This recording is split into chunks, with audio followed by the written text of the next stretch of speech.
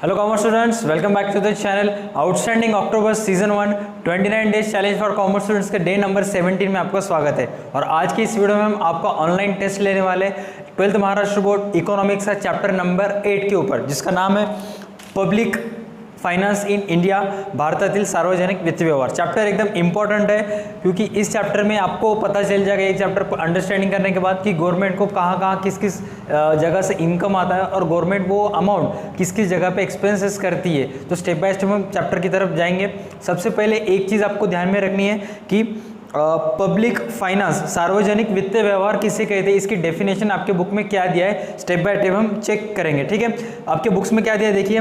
Public finance is the study of the principles underlying the spending and rising of funds by public authorities. Means Marathi में क्या होता है, इसका मतलब सार्वजनिक सत्तेचा निधी खर्च करणे व निधी उभारणे याबाबत तत्वांचा अभ्यास करणे म्हणजे सार्वजनिक वित्त व्यवहार होय।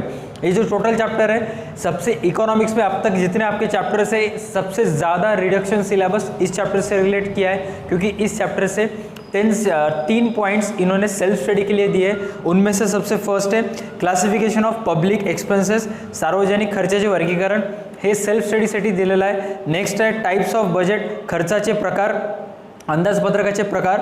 तीसरा है इंपॉर्टेंस ऑफ बजट, अंदाजपत्रकाचे महत्व। ये 3 क्वेश्चंस आपको सेल्फ स्टडी के लिए दिए हैं। और सब इन चैप्टर में से एक सबसे इंपॉर्टेंट क्वेश्चन है जो कि आपको एग्जाम में आने के चांसेस ज़्यादा है, और वो है explain the various reasons for the growth of public expenditure, सार्वजनिक खर्चात वाढ होण्याची कारणे। ये सबसे बेस्ट क्वेश्चन है जिसका चांसेस एग्जाम में आने के ज़्यादा से ज़्यादा है। तो आप सारे स्टूडेंट्स रिक्वेस्ट है कि पूरा चैप्टर आप 2 बार पढ़ लीजिए, ताकि ओवरऑल आपको अंदाज़ा आ जाएगा ये चैप्टर किससे रिलेटेड है। और उसके बाद जो क्वेश्चंस मैंने आपको इंपॉर्टेंट क्वेश्चंस बोल के दिया है, explain various reasons for the growth of public expenditure, सार्वजनिक खर्चात वाढ होण्याची कारणे, ये जो क्वेश्चन है ये पूरा डीप डाउन कवर कर लीजिए। ये एग्जाम में आने के चांसेस 70% है इस चैप्टर में से। ठीक है, हाँ, तो आज इस चैप्टर से रिलेटेड मैं आपको 3 पॉइंट्स एक्सप्लेन करके बताने वाला हूँ। सबसे फर्स्ट है classification of public expenditure. Classification of public expenditure का मतलब क्या होता है कि गवर्नमेंट कौन से सेक्टर पे पैसे खर्च करती है,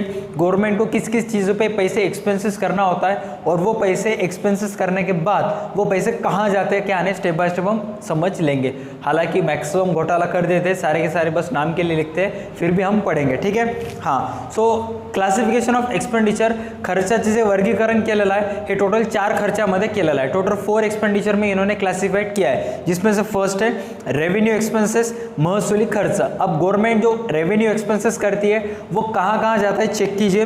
उस रेवेन्यू एक्सपेंसेस से गवर्नमेंट सैलरीज देती है गवर्नमेंट्स के एम्प्लॉयज़ को, उसके बाद अलाउंसेस देती है और पेंशन्स देती है। गवर्नमेंट के जो वर्कर्स होते हैं उनको पेंशन्स दिया जाता है। मतलब जितने भी अमाउंट गवर्नमेंट रेवेन्यू एक्सपेंसेस पे खर्च करती है उसमें से क्या क्या दिया जाता है, सैलरीज पेड किया जाता है, अलाउंसेस दिया जाता है, पेंशन्स दिया जाता है। मराठी मीडियम के स्टुडंट्स, गवर्नमेंट जे आपली सहकार जे महसुली खर्च करते ते खर्च केलेले पैसे कुठे जातात, सरकारी कर्मचाऱ्यांचे पगारी होतात, वैद्यकीय सेवा व सार्वजनिक छोटे मोठे सेवा और आरोग्य सेवावर खर्च केल्या जातात। नेक्स्ट एग्जांपल है इसमें कैपिटल एक्सपेंडिचर।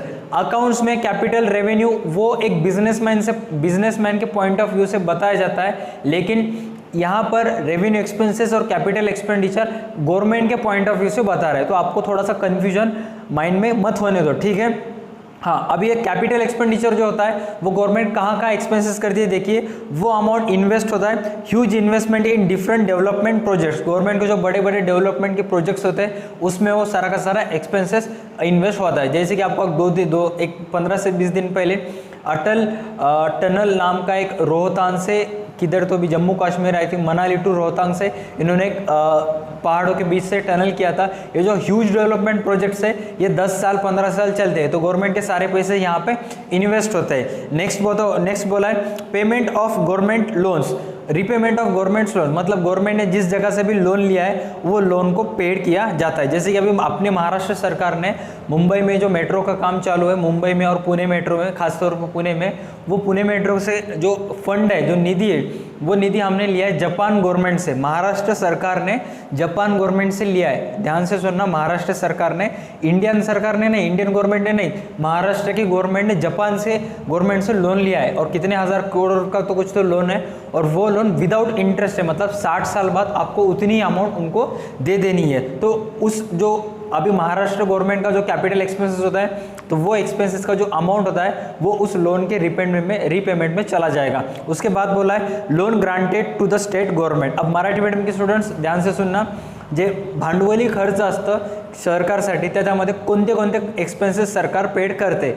नीट समजून घ्या। त्यामध्ये फर्स्ट आहे विकास प्रकल्पातील मोठ्या गुंतवणुकीची शासकीय कर्जाची, विकास प्रकल्पातील मोठ्या गुंतवणुका म्हणजे मोठे मोठे गुंतवणूक, जसं महाराष्ट्रामध्ये आता बांद्रा वरेली सी लिंक झालेलं आहे। हे सी लिंक तुम्ही जर लगे रहो मुन्नाभाई पिक्चर बघितलात तर 2004ला काम चालू झालं होतं, 2014 का 15ला ते पूर्ण झालेलं आहे, म्हणजे मोठ्या प्रमाणात त्याच्यावर गुंतवणूक केलेली आहे। नेक्स्ट त्याच्यानंतर सांगितलेलं आहे राज्य शासन व शासकीय कंपन्यांना दिलेले कर्ज। राज्य शासन असतात जे शासकीय, जे शासनाचे छोटे मोठे टेंडर घेणाऱ्या कंपनी असतात, ह्यांना जे लोन देतात ते लोनची परतफेड करण्यासाठी पण कॅपिटल एक्सपेन्सेसचा वापर केला जातो। ठीक आहे, नेक्स्ट सांगितलेलं आहे डेव्हलपमेंट एक्सपेंसेस। अब डेव्हलपमेंट म्हणजे काय, विकास। अब विकास से रिलेटेड गवर्नमेंट्स कौन से काम करते हैं, अच्छे से सुनिए। Expenses on health education, expenses on health education, industrial development, social warfare, research and development. मतलब डेवलपमेंट के नाम पर जो भी गवर्नमेंट एक्सपेंसेस दिखा रही है, उस एक्सपेंसेस से एक्चुअल में क्या काम होता है, हेल्थ सेक्टर से रिलेटेड बढ़ावा दिया जाता है, उसके बाद रिसर्च एंड डेवलपमेंट किया जाता है, और समाज के हेतु कुछ अच्छे काम किए जाते हैं। म्हणजेच विकासात्मक खर्चामध्ये गवर्नमेंट काय करते, आरोग्य, शिक्षण, औद्योगिक विकास, सामाजिक कल्याण, संशोधन व विकास अशा गोष्टीवर भर देते। लास्टला सांगितलेलं आहे नॉन डेव्हलपमेंट। इथं थोडंसं चुकलेलं आहे इंग्लिश मीडियमच्या पुस्तकामध्ये।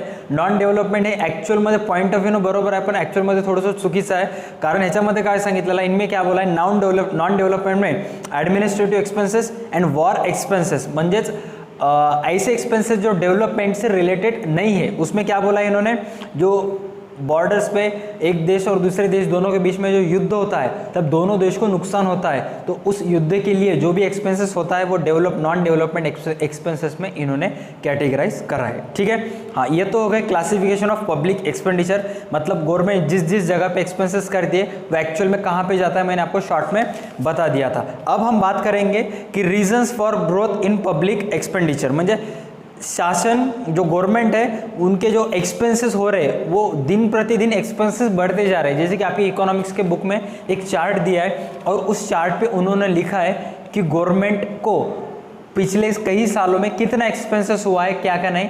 जैसे जैसे आप उस चार्ट को देखते जाओगे वैसे वैसे हर एक साल एक्सपेंसेस गवर्नमेंट का बढ़ रहा है। जैसे कि आप पीछे स्क्रीन के ऊपर भी देख सकते हो, मैंने आपकी बुक का एक स्क्रीनशॉट लेके दिखाया आपको। ठीक है, तो कौन से ऐसी रीजंस है जिस वजह से गवर्नमेंट का एक्सपेंसेस दिन प्रतिदिन बढ़ता जा रहा है। ठीक है, उनमें सबसे फर्स्ट है शासनाच्या कार्यात वाढ, increase in the activities of government. अब गवर्नमेंट का क्या होता है कि जितना ज़्यादा हो सके उतना ज़्यादा विकास करना। अब विकास करेंगे तो गवर्नमेंट को खर्चा होगा ही। ठीक है, जितना ज़्यादा विकास करते जाएंगे उतने ज़्यादा गवर्नमेंट को खर्चा लगेगा। सेकंड क्या बोला है, रैपिड इंक्रीज इन पॉपुलेशन, लोकसंख्येत वेगाने होणारी वाढ। अब जैसे जैसे इंडिया की लोकसंख्या पॉपुलेशन बढ़ रही है, according to 2011 census of India 2011 के जनगणनेनुसार इंडिया की लोकसंख्या तो पॉपुलेशन थी 121 करोड़। इंडिया में हर 10 साल बाद जनगणना होती है, और आने वाली जनगणना अगले साल होगी 2021 में, और बताया जा रहा है कि अब 2021 में हम 135 से लेके 140 करोड़ होने वाले। अब जैसे जैसे इतने लोक संख्या बढ़ेगी, इंसान की ज़रूरतें बढ़ेगी, इंसान की नीड्स बढ़ेगी, और इंसान की नीड्स कंप्लीट करने के लिए गवर्नमेंट को जितना ज़्यादा पैसा इन्वेस्ट करना पड़ेगा गवर्नमेंट करेगी, और गवर्नमेंट का यहाँ पे एक्सपेंसेस होता है। तीसरा बोला है ग्रोविंग अर्बनाइजेशन, बढ़ते शहरीकरण। अब लोगों का ट्रेंड सेट है, अगर उनको सक्सेसफुल बनना है तो वो सिटी की तरफ जाएंगे, अगर उनको रोज़गार पाना है तो वो सिटी की तरफ जाएंगे, उनको कुछ अपने आप को पर्सनैलिटी डेवलपमेंट करना है तो सिटी की तरफ जाएंगे। एक सिटी ज़्यादा से ज़्यादा, एक मेट्रो सिटी कितने लोगों को संभाल सकती है, 1 करोड़ या 2 करोड़। हमारे महाराष्ट्र में कुछ ऐसे मेट्रो सिटीज़ है जहाँ पे 4-4, 5-5 करोड़ लोग हैं। मतलब जितने ज़्यादा लोग सिटी में आएंगे उतना ज़्यादा उनकी नीड्स बढ़ेंगी, और उनकी नीड्स अगर लोग आना चालू होंगे तो ज़रूरतें बढ़ेगी, एक्सीडेंट्स हो गए, पानी का ज़्यादा इस्तेमाल होगा, प्रदूषण ज़्यादा होगा, पोल्यूशन ज़्यादा होगा, पोल्यूशन का ज़्यादा हुआ तो आप गवर्नमेंट को ब्लेम करोगे। मतलब जितना ज़्यादा लोग बढ़ेंगे उतना ज़्यादा प्रेशर सरकार की तरफ आएगा और पब्लिक ना चल रहा है, इसलिए गवर्नमेंट जितना पैसा बहाए उतना कम ही है। नेक्स्ट पॉइंट नंबर 5 बोला है आपका, पॉइंट नंबर 4 है इंक्रीज डिफेंस एक्सपेंडिचर, संरक्षण खर्चा तो वाढ़। जैसे कि आपको पता है चाइना बॉर्डर पे प्रेशर चालू है, पाकिस्तान बॉर्डर पे प्रेशर चालू है, उधर वो चिंदीज और बांग्लादेश हमारे इंडिया को थोड़ा सा बीच बीच में उंगली करता है और उसके बाद चाइना की सपोर्ट की वजह से नेपाल भी 2 बार उछल रहा था। तो इंडिया को जिधर 4 कंट्रीज़ के बॉर्डर्स के ऊपर अपनी सेना सुरक्षा तैनात करनी पड़ती है और सेना और सुरक्षा तैनात करने के लिए इंडियन गवर्नमेंट को हेवी एक्सपेंडिचर उन पे करना पड़ता है, और जो कि ज़रूरत है। इंडियन गवर्नमेंट जितना ज़्यादा करेगी उतना ही इंडियन गवर्नमेंट के लिए अच्छा होगा।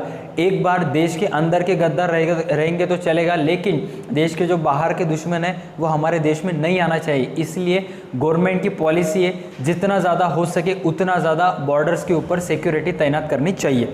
नेक्स्ट बोला है लोकशाही शासन पद्धतीचा वापर, स्प्रेड ऑफ डेमोक्रेसी। अब होता क्या है कि अभी फिलहाल इंडिया में लोकशाही चालू है। लोकशाही का मतलब पीपल्स, कुछ लोक प्रतिनिधि गवर्नमेंट को as a president, prime minister बोल के चुन के देते हैं और सारी की सारी ओवरऑल कंट्रोलिंग उनके हाथ में जाती है। तो उनके ऊपर डिपेंड होता है कितना खर्चा कर रहा है, कितना नहीं करना है। आम आदमी के हाथ में कुछ भी नहीं होता है, ठीक है। नेक्स्ट बोला है भाववाढ़, इन्फ्लेशन। अब भाववाढ़ का परिणाम या भाववाढ़ महंगाई का सिर्फ आम आदमी ही नहीं कुचला जा रहा है, गवर्नमेंट भी कुचला जा रहा है। क्योंकि होता क्या है कि गवर्नमेंट को जो डेवलपमेंट प्रोजेक्ट्स करने पड़ते हैं, जैसे कि रोड बनाना, हेल्थ केयर सेक्टर से रिलेटेड काम करना, तो गवर्नमेंट को भी आम लोगों की तरह ओवरऑल मार्केट से चीज़ें खरीदनी पड़ती है। अब जो दुकानदार है वो आम इंसान को जितने में बेचेगा उतना ही रेट वो गवर्नमेंट से लेगा। मतलब जितनी ज़्यादा महंगाई बढ़ेगी उतना ज़्यादा गवर्नमेंट का भी एक्सपेंस होगा।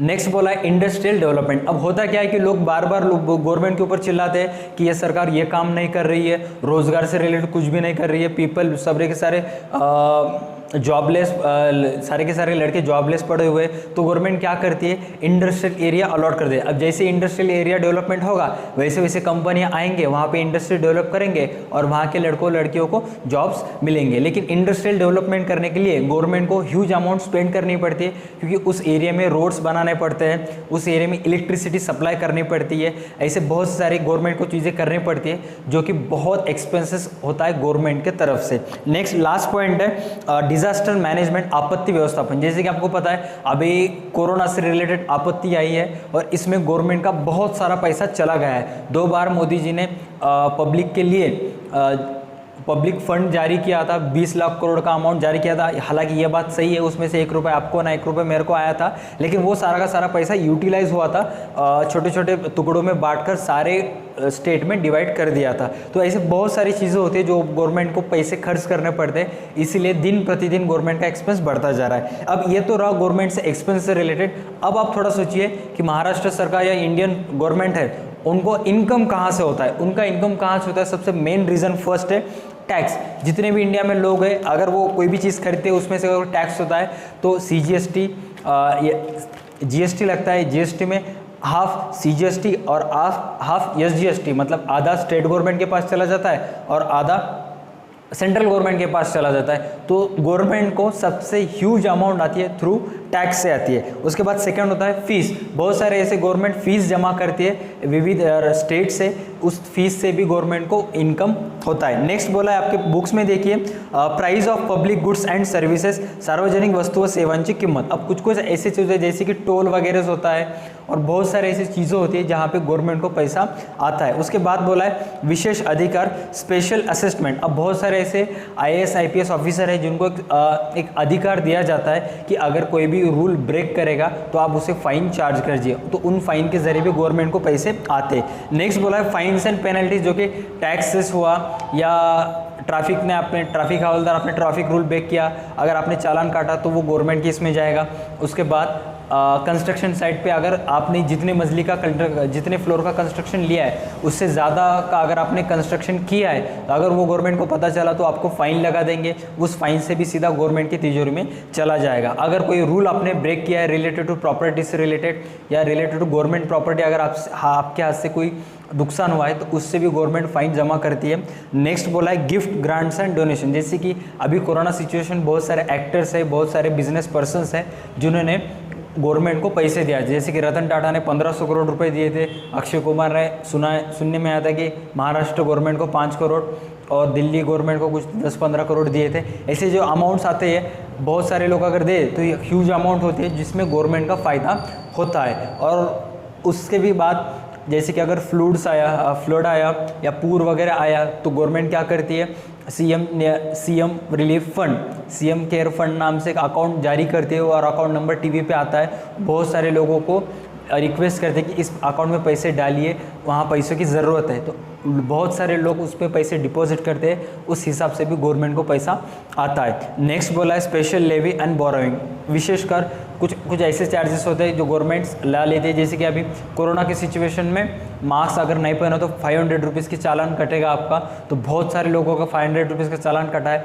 तो बहुत सारी अमाउंट गवर्नमेंट के पास जमा है। और उसके बाद बोला बोरोइंग, बहुत सारे गवर्नमेंट्स ऐसे होते हैं जो दूसरे राज्यों से या दूसरे सेंट्रल गवर्नमेंट से लोन लेती है, जब भी लोन आता है तो सरकार के पास पैसे जमा होता है। बस यही सब चीज़ें हैं कि गवर्नमेंट कहाँ पे पैसे खर्च करता है, उस खर्च का नाम क्या है और गवर्नमेंट को कहाँ से पैसा आता है। ये बहुत आपके नॉलेज के लिए बहुत सबसे चैप्टर इंपॉर्टेंट है। मैं आपसे रिक्वेस्ट करता हूँ कि भले ही इस चैप्टर में रिडक्शन पार्ट सबसे ज़्यादा है, लेकिन पूरा का पूरा चैप्टर आप 3 से 4 बार पढ़ लीजिए, आपकी नॉलेज में या आने वाले समय में ये चैप्टर आपको बहुत काम में आएगा। खास तौर पर जिन लोग MPSC UPSC की तैयारी कर रहे हैं और कॉम्पिटिटिव एग्जाम की तैयारी कर रहे हैं, ये चैप्टर आपको आने वाले समय में बहुत काम आएगा। ठीक है, बस यही थ्योरेटिकल पार्ट था, इससे ज़्यादा इस चैप्टर में कुछ भी नहीं है। So without wasting any time आज के एग्जाम स्टार्ट करते हैं। और आज के एग्जाम में मैं आपको सिर्फ 5 क्वेश्चंस पूछूंगा जिसका आंसर आपको देना है। ठीक है, so here it is first question मेरा ये है, फुल फॉर्म ऑफ जीएसटी का फुल फॉर्म क्या है? मुझे कमेंट सेक्शन में क्विक आंसर चाहिए, 1 मिनट के अंदर आंसर बता दो। 11th को भी था आपको, 11th स्टैंडर्ड को भी। फुल फॉर्म ऑफ जीएसटी का फुल फॉर्म क्या है?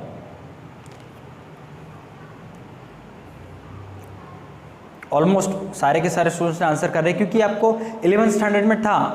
हाँ, आपने बहुत सारे 11th स्टैंडर्ड में ऐसे जीएसटी भी आपने कंप्लीट करी थी। 0%, 5%, 12%, 18%, 28%, आपने पूरा का पूरा मेमोराइज कर लिया था, याद करो 1 साल पहले। हाँ, नेक्स्ट अभी थोड़ा सा अच्छे तरीके से आंसर देना। ठीक है, CGST का फुल फॉर्म, CGST, जीएसटी को तो आपने बताया, लेकिन CGST का फुल फॉर्म क्या है? Full form of CGST, full form of CGST।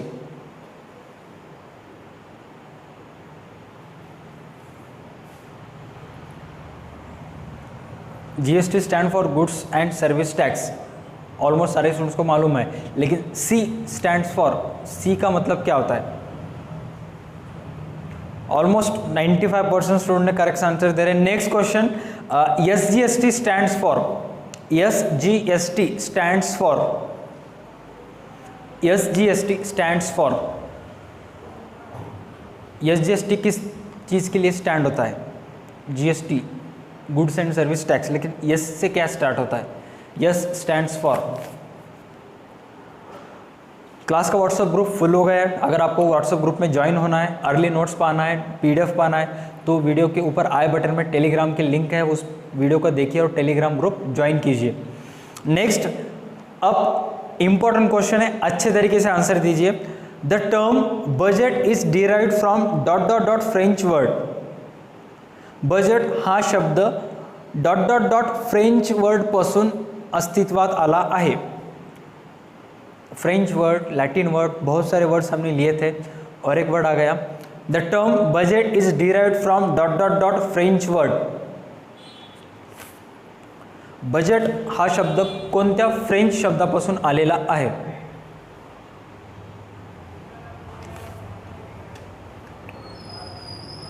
Almost सारे के सारे स्टूडेंट्स ने आंसर करेक्ट दे रहे हैं। नेक्स्ट क्वेश्चन, आज का लास्ट क्वेश्चन, अच्छे तरीके से आंसर दीजिए। जैसे कि आपको पता है कि जीएसटी एक्ट इंडिया में 2017 में अप्लाई किया गया था। आपको बस मुझे इतना बताना है कि जीएसटी एक्ट 2017 में कौन सी डेट को इंडिया में अप्लाई किया गया था। जीएसटी एक्ट कब, कौन से तारीख को इंडिया में अप्लाई किया गया था।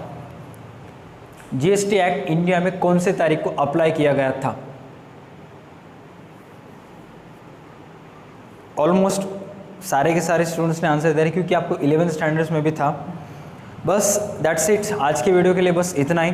Thank you so much. देखते देखते हमने 17 वीडियो 17 दिन कंप्लीट कर लिए। बस और 2-3 दिन इकोनॉमिक्स से रिलेटेड, उसके बाद अकाउंट होगा और जब अकाउंट आएगा पूरा का पूरा धमाल होगा। ठीक है, जितने आपके फ्रेंड्स हैं उनको रिक्वेस्ट कीजिए कि अकाउंट आने वाला है, अकाउंट की सीरीज़ स्टार्ट होने वाली है, मिस मत कर, सारे के सारे सवालों का आंसर दे। हमारे साथ साथ बहुत सारे महाराष्ट्र के ऑलमोस्ट बहुत सारे स्टूडेंट्स आते हैं, आंसर देते, तू भी दे मैं भी दूंगा। ठीक है, that's it for today's videos. आज के वीडियो के लिए बस इतना ही। तब तक के लिए देखते रहे हमारे यूट्यूब चैनल Day2 Academy। जाते जाते वीडियो को लाइक कीजिए, अगर अभी तक सब्सक्राइब नहीं किया तो सब्सक्राइब कीजिए और इन 5 क्वेश्चंस के आंसर कमेंट सेक्शन में ज़रूर दीजिए। ठीक है, that's it for today's video. तब तक के लिए देखते रहे हमारे YouTube channel Day2 Academy। Stay connected.